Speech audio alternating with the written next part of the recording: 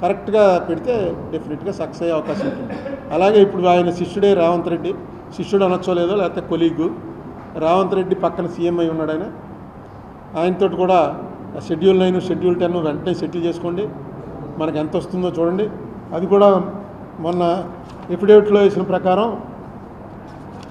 మన AP government వేసిన affidavit ప్రకారం చూసుకుంటే అది ఎంత రావాలి మనకి, ఇంతకుముందు చెప్పాను మీకు, అది దాదాపుగా 1,30,00,000 కోట్లు రావాలి.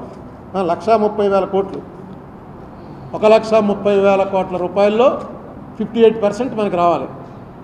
షెడ్యూల్ 9 షెడ్యూల్ 10 అసెట్స్ వాల్యూ కడితే, ఈ వాల్యూ కట్టింది కూడా చాలా కాలం అయింది, ఇప్పుడు ఇంకా చాలా పెరుగుంటుంది. 1,42,000 అయితే అదే కరెక్ట్, 1,42,000 అది మనకి ఎఫిడేవిట్లో వేశారు. నేను వేసిన కేసులో ఎఫిడేవిట్లో 1,42,000 కోట్ల రూపాయలు అన్డిసైడెడ్గా ఉంది అని వేశారు.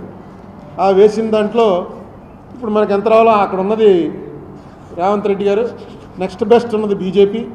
అదే కేసీఆర్ గారు ఉంటే ఆయన నేను ఇంతకాలం ఇవ్వకుండా ఆప్ చేశాను, రేవంత్ రెడ్డి వచ్చి ఇచ్చేసాడు, చంద్రబాబు నాయుడుతో కలిశాను అనే అవకాశం ఉంటుంది. కానీ ఇప్పుడు కేసీఆర్ కాదు, అక్కడ 2 జాతీయ పార్టీలే ఉన్నాయి, బీజేపీ కాంగ్రెస్, వీళ్ళిద్దరూ కలిసే చేశారు ఆ యాక్ట్. అందుకని ఖచ్చితంగా యాక్ట్ ప్రకారం ఇంప్లిమెంట్ చేయండి అంటే రేవంత్ రెడ్డి గారు ఆల్రెడీ ఒక కమిటీ వేశారని మొన్న ఎప్పుడో పేపర్లో చూశాను. రేవంత్ రెడ్డి గారు ఖచ్చితంగా, చంద్రబాబు నాయుడు గారు అంటే వీళ్ళిద్దరికీ కూడా కొంత పాత పరిచయాలు, ఆ క్లోజ్నెస్ ఉంది కాబట్టి దాన్ని కూడా స్టేట్ ఇంట్రెస్ట్కి వాడాలని కోరుకుంటున్నా. 1,42,000 కోట్లుగా చెప్పాను. తర్వాత మేము వేసినటువంటి ఏపీ రీఆర్గనైజేషన్ కేసులో కూడా ఇంకా జగన్మోహన్ రెడ్డి ప్రభుత్వం అందులో ఎఫిడేవిట్ వేసింది, వేసి కౌంటర్ వేశారు.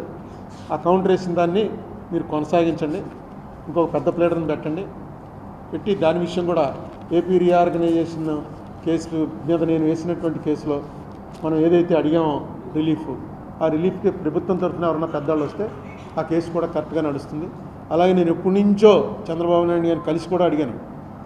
ఒకసారి పార్లమెంటు లోక్సభలో 18/2/2014 నాడు ఏం జరిగింది, అనేక సార్లు మోడీ గారు, అమిత్ షా గారు రాజ్యసభలోనూ లోక్సభలోనూ చెప్పారు, ఆంధ్రప్రదేశ్కి జరిగినంత అన్యాయం ఇప్పటివరకు ఈ పార్లమెంట్ వచ్చాక ఎవరికీ జరగలేదు, మీరాబాద్ పాఠాలు నేర్పుతారని కాంగ్రెస్ వాళ్ళని నిలదీశారు వాళ్ళు. మీరు ఒక్కసారి అడగండి ఏం జరిగింది, ఆ వేళ దాని మీద చర్చ పెడదామని. నా దగ్గర చాలా మెటీరియల్ ఉంది, అలా దాచుకుని ఉంచాను. ఆ వేళ ఎంతమంది హాజరయ్యారు, హాజరైన వాళ్ళందరూ సరిపోతారా, అసలు నిజంగా ఆ వేళ ఓటింగ్ పెడితే ఏపీ రీఆర్గనైజేషన్ పాస్ అవుతుందా, బిల్లు యాక్ట్ అవ్వడానికే అవకాశం లేదు. అవన్నీ ఆధారాలతో ఉన్నాం. అసలు అక్కడ చర్చే పెట్టడానికి 10 ఏళ్ళు అయింది. వైసీపీ వాళ్ళు ఉన్నప్పుడు పెట్టలేదు, అంతకుముందు చంద్రబాబు నాయుడు గారు ఉన్నప్పుడు పెట్టలేదు. ఇప్పటికైనా ఒక చర్చ, ఒక చిన్న చర్చ మీద ఓటింగ్ కూడా ఓటింగ్ అక్కర్లేనటువంటి చర్చ ప్రజలకు తెలియటానికి